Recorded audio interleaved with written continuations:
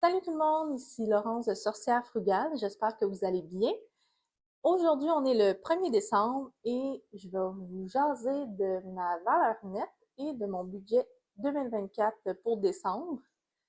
Si c'est quelque chose qui vous intéresse, je vous invite à liker, commenter et s'abonner à ma page YouTube. Pour commencer, je vais pas parler de mon budget tout de suite, mais de ce que je porte, parce que sûrement vous vous demandez, mais qu'est-ce que tu as sur le dos, Laurence? En fait, ça, c'est mon dernier tricot que j'ai terminé hier. Donc, on voit qu'il y a plein de fils qui dépassent que j'aurais dû rentrer. Puis, il faut que dans le langage du tricot, on appelle ça bloquer, mais il faut que en fond, je lave le chandail, puis vu qu'il est 100% laine, il faut que je le mette à plat, puis je le moule pour, dans le fond, qu'il prenne une plus belle forme. Et dans le fond, c'était aussi dans le monde du tricot, comment qu'on appelle ça? On appelle ça un test knit, c'est-à-dire c'est les designers, ils lancent des appels aux tests pour que des tricoteuses testent leur patron. Et moi, dans le fond, j'ai été choisie pour tester la plus grande grandeur d'un patron par Tricot Colère, qui est une artisane de la fibre québécoise. Et j'ai été vraiment séduite par le chaos que ce patron-là entraîne. Donc, on mélange toutes sortes de plein de restants de laine, puis on s'amuse avec les couleurs. Et vu que j'ai la plus grande grandeur, ben, c'est le chandail qui fait avec ma bédaine de grossesse. Même on voit ici qu'il crop tout seul à cause de ma belle bédaine. Puis dans le fond, ben je l'ai mis hier, puis il est tellement confortable que ça me tentait pas de l'enlever. Et aujourd'hui, j'ai le goût d'être cosy en vous parlant de mon budget. Fait que oui, j'assume le fait qu'il y a plein de fils qui dépassent. Euh, voilà. Fait qu'on va passer maintenant à mon budget pour décembre 2024. J'ai mon ordi ici parce que je suis pas capable de retenir des chiffres par cœur. Et je vais aller voir mon budget. Également, par souci de transparence, je vais pas tout dévoiler les chiffres de mon budget. J'en ai déjà parlé dans mon dernier vidéo.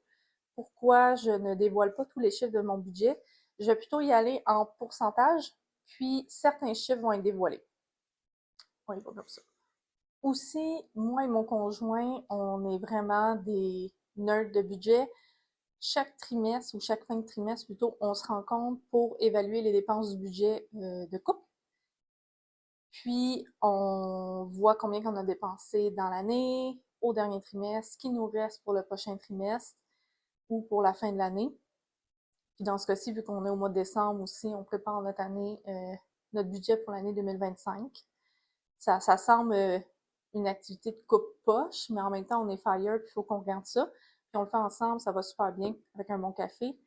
Et là, on l'a pas encore fait pour le mois de décembre, donc moi, je vais juste dévoiler mes chiffres personnels à moi pour mon budget à moi. Et sûrement que dans, dans un prochain futur, là, une fois qu'on va avoir fait notre révision de budget, je vais pouvoir inclure soit des chiffres ou des pourcentages de notre budget de couple. Dans mon dernier vidéo, que là, je vais essayer de faire ma youtubeuse professionnelle puis de mettre quelque part dans l'écran, j'expliquais que j'avais perdu un peu le contrôle de mes finances et qu'il fallait que je me remette sur le droit chemin si je voulais continuer à être fire et pas manquer d'argent. Donc, je vais essayer d'être un petit peu plus à la diète côté budget pour le mois de décembre, mais j'ai tellement de choses à faire, j'ai beaucoup de stocks à écouler, plein de trucs pour m'occuper, donc j'ai pas besoin de t'en dépenser ce mois-ci. Fait que les catégories que je vais donner en chiffres, eh bien, c'est tout ce qui est hobby, tricot, couture. Je vais mettre 20 $ de côté par mois pour ça. Pourquoi? Mais c'est souvent, là, surtout c'est le Black Friday, j'ai acheté des patrons de tricot. Souvent, j'essaie d'encourager les designers québécoises. Et oui, je préfère acheter des patrons parce que j'adore ça, ça me fait du bien. Puis je sais souvent qu'il y a des spéciaux, donc je me mets 20 $ de budgété pour ce mois-ci. Côté sport, j'ai un abonnement en cours. Encore une fois, je voulais encourager Québécois, donc je suis présentement avec Barbell. C'est une, tu sais, je suis pas commandité rien, mais c'est vraiment une plateforme que je trouve intéressante avec du bon contenu qui est vraiment le fun. Mais le problème, c'est que là, présentement, ben, vu que, tu sais, je me suis abonnée au mois de mai dernier, en début de grossesse, puis j'étais comme, je vais être full active, ça va être le fun, je vais pouvoir utiliser le gym en bas, blablabla, pour finalement me retrouver pendant un mois à pas pouvoir m'entraîner. puis que là, je suis incapable de m'entraîner, là, c'est vraiment pas le temps. Donc, je paye dans le vide. Mais ce que j'ai fait, c'est que tous les entraînements qui m'intéressaient, j'ai tout pris en note, les entraînements, les exercices, comment les faire, puis tout ça. Puis à la fin de mon abonnement, ben, tu sais, je vais pouvoir me remettre dedans. Mon abonnement annuel avec Barbell me coûte 35$ par mois. Vêtements, je veux mettre 10$ par mois parce que j'ai en masse de vêtements, mais j'aimerais beaucoup comme me mettre 10$ par mois pour m'acheter des futures pièces que je ne peux pas tricoter ou coudre. Je pense notamment, j'aimerais ça avoir une belle paire de jeans. Tu sais, vraiment, je m'en vais vers le type mom jean des années 90. Soit une belle paire de jeans et une belle paire de salopettes. Ce que j'aimerais faire, c'est essayer de magasiner les friperies pour trouver une paire de jeans taille haute, parce que je sais que c'est la mode en ce moment, puis c'est ce que je veux porter au jour le jour. Je suis certaine qu'en mettant 10$ de côté, ben, je vais pouvoir trouver ce que je veux en friperie, puis si je suis pas capable, ben, un moment donné, je vais pouvoir m'acheter une, si jamais je trouve pas ce que je veux, ce qui m'étonnerait, mais je vais essayer de trouver une belle paire de jeans de qualité neuve qui va me durer des années parce que je veux prendre soin de mes vêtements.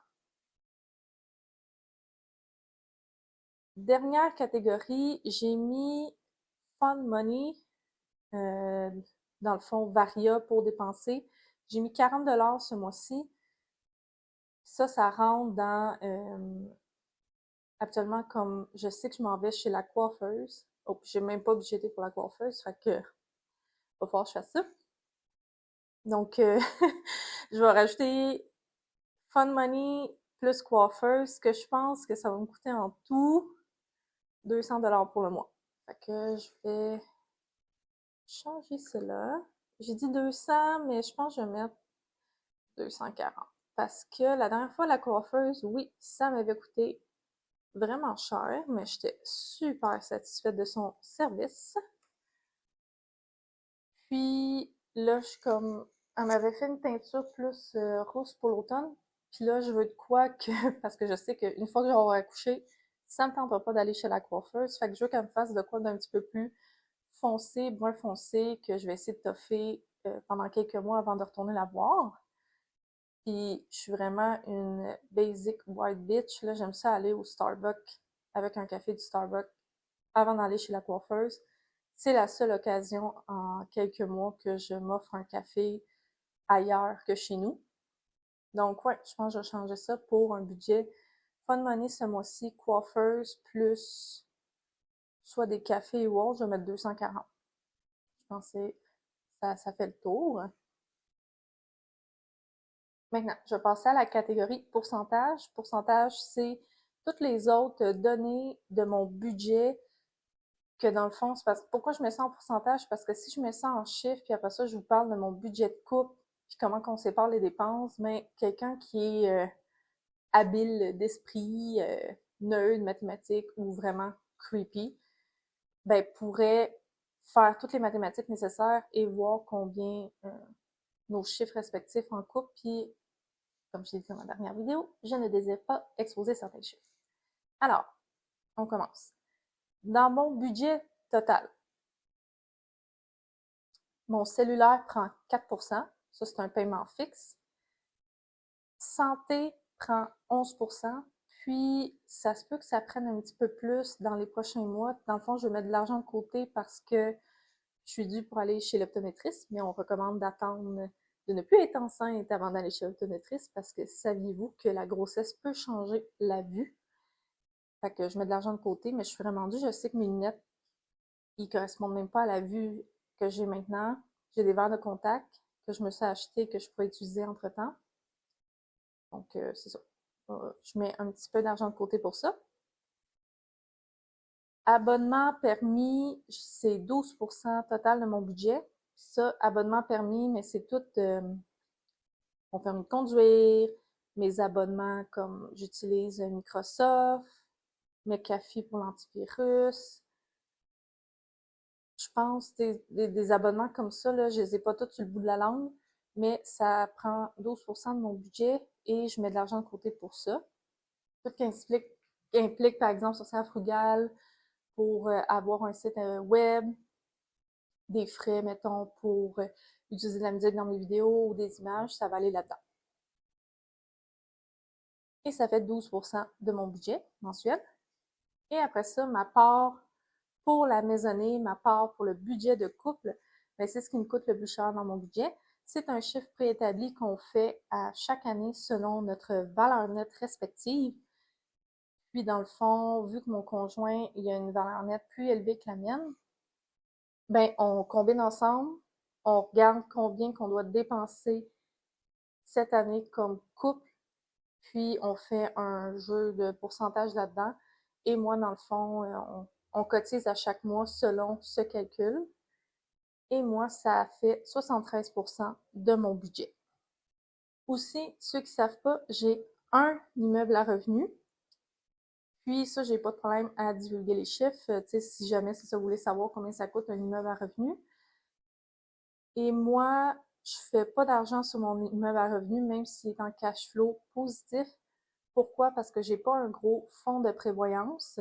C'est quand même une vieille bâtisse. Si je veux changer les fenêtres dans un avenir proche ou faire des travaux ou autre, ben ça me prend un fonds de prévoyance. Donc tout, ça semble bien beau là, les chiffres que je vais dire, puis j'ai un gros cash flow positif, mais vous allez voir, ça change de toute façon dès le mois prochain. Pour mon Plex, mes assurances me coûtent 242 $ par mois. Je prévois pas d'entretien. Quand je dis ça, c'est je mets souvent la catégorie entretien à 0. Puis quand il y a des dépenses qui arrivent au courant du mois, ben là, je vais prendre du fonds de prévoyance pour aller payer mon entretien. Tu sais, mon entretien, des fois, c'est des petites choses comme cette année, on a eu plein de nids de guêpes à des endroits dangereux pour les locataires. Et moi, en bonne courageuse, je suis allée, c'est ça, acheter par exemple le spray pour les nids de guêpes, s'il faut j'achète une tondeuse ou autre, ou toutes les dépenses que je peux passer sur l'entretien du bâtiment, ça va là-dedans. Mon hypothèque pour un duplex me coûte 1234 par mois, mais ça, c'est parce que j'ai acheté pendant que les taux étaient bas, les taux d'intérêt bancaires étaient bas, et là, j'ai renouvelé. Et dès le mois de janvier, je passe de 1234 par mois à 1576 par mois. Donc, il y a quand même une bonne différence. Je vais la calculer juste pour le fun.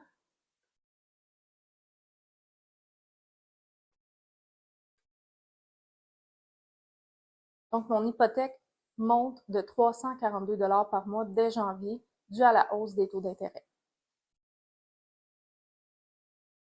Ensuite de ça, mes taxes me coûtent 291 $ par mois, que ce soit les taxes municipales ou les taxes scolaires. Et mon fonds de prévoyance, c'est ce mois-ci, dans le fond, je peux mettre 482 $ dedans, ce qui est quand même très bien. Puis, à partir du mois de janvier, ben, il tombe à 140 $. Donc, il y a quand même une différence, mais j'ai un jeu de 140 $ par mois. Pour moi, c'est pas assez pour dire je me paye. Tu sais, j'ai pas de revenus vraiment de mon immeuble à revenus encore. Je pense que ça va s'en venir dans les prochaines années. Puis, j'augmente les loyers de façon raisonnable à chaque mois selon la grille du TAL, ce qui m'aide aussi. Mais comme j'ai dit, des fois, là, c'est bien beau avoir ces chiffres-là, mais je pense l'année passée, tu sais, mon balcon, je pensais que j'ai un balcon pour se rendre au deuxième étage en haut. Je pensais pas que ça, tu sais, je pensais qu'elle allait me toffer un petit peu plus longtemps que ça. C'est un vieux balcon en bois. Là, les fourmis charpentières s'étaient mis à gruger là-dedans. C'était chambranlant un peu. Moi, je tripais pas pantoute. Fait que j'ai dit, faut que je le change, même si je pensais pouvoir le changer dans 2, 3, 4 ans. Mais tu sais, ça m'a quand même coûté, je pense, 30 000 $, là. Puis je l'avais pas, ce 30 000 $ là. Fait que là, je suis rendue en... J'ai tout payé comme j'avais emprunté sur ma marge de crédit pour m'aider.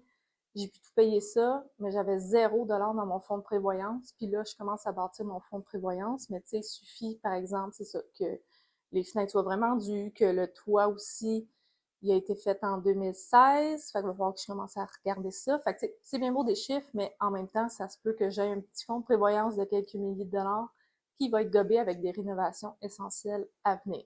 Maintenant, la partie show-off que je me fais ma fraîche, mais non. la partie que je parle de ma valeur nette, c'est tout le temps super impressionnant parler de la valeur nette puis combien qu'elle a augmenté. Mais faut pas oublier qu'une valeur nette, ça regroupe tous mes investissements. Puis là, je vais vous dire un chiffre, mais je peux pas retirer comme 100 000 du jour au lendemain, là. Fait qu'il faut penser que, tu sais, c'est l'argent, elle peut être immobilisée dans mon REER, que ça, quand tu retires d'un REER, il faut que tu payes une part d'impôt. Elle peut être immobilisée dans mon duplex, que, tu sais, je peux pas retirer l'argent de, même si j'ai du capital dans mon duplex. Même chose pour la maison, etc. Fait que, tu sais, je vous parle de chiffres, c'est juste pour vous dire où je suis rendue dans mon cheminement, mais tu sais, c'est pas parce que j'ai des milliers de dollars de côté que je peux les utiliser maintenant puis toutes les dépenser. Au contraire, je suis dans la trentaine, faut que je fasse attention si je veux que toute ma valeur nette ben, continue d'augmenter et puisse me, sus- me sustenter, me tenir jusqu'à, dans le fond, ma retraite, ben, quand je vais être une personne âgée et jusqu'à la mort. Donc, au mois de janvier 2024, j'ai commencé avec une valeur nette à 390 082 $ et je viens de calculer ce matin, selon les chiffres, selon la bourse, tout ça, ma valeur nette est désormais de 430 053 $.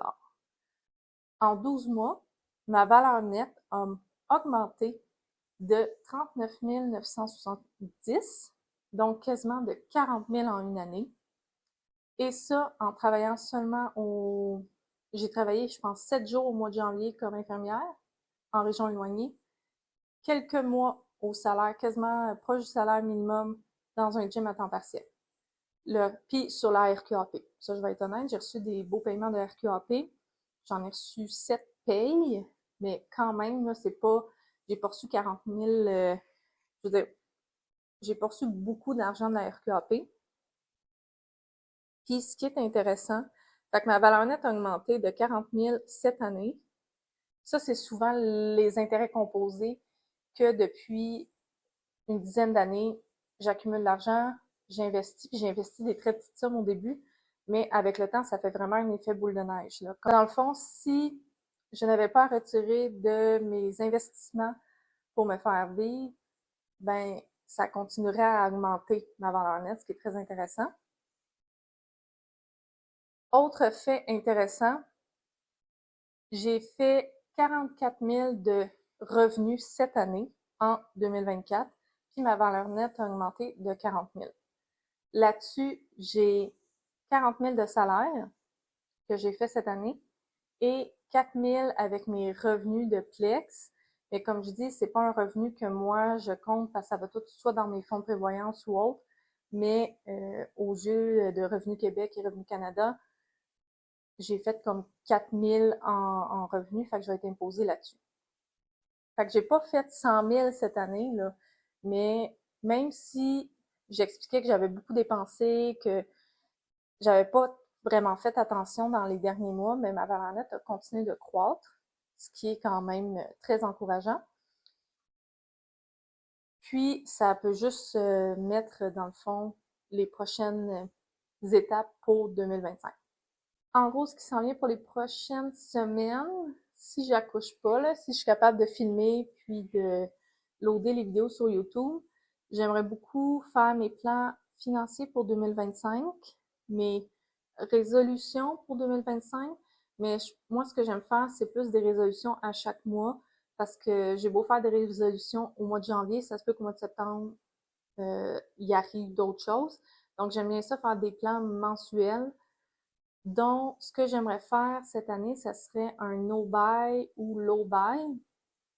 Puis, je vais un peu expliquer mes démarches dans les prochaines semaines, mais ça, c'est si j'accouche pas, parce que là, je suis contente, tout le monde va bien, maman va bien, bébé va bien. Puis, si j'accouche, peu importe la date dans les semaines qui s'en viennent, ben, tu sais, les- la viabilité de mon bébé est très forte, là, donc je suis plus inquiète. Et c'est ça, ça se peut que j'accouche bientôt.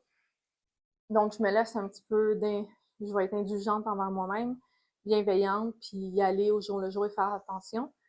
Puis j'imagine que avec un nouveau-né, t'es tellement occupé à prendre soin de ton nouveau-né puis de la maisonnée que je pense pas que je vais avoir le goût de dépenser. J'imagine. Mais j'ai entendu parler que quand on allaite ou on fait du tir-allaitement, ben, on est plus encline à dépenser. En tout cas, ben, hâte de voir ça.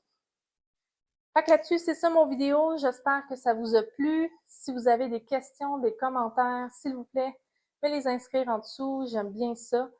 Puis, si jamais vous aimez pas certaines parties de mon vidéo, l'éclairage, le son, whatever, n'hésitez pas aussi à m'en parler parce que je veux toujours m'améliorer. Alors, je vous souhaite un beau mois de décembre, un beau temps des fêtes et je vous dis à la prochaine!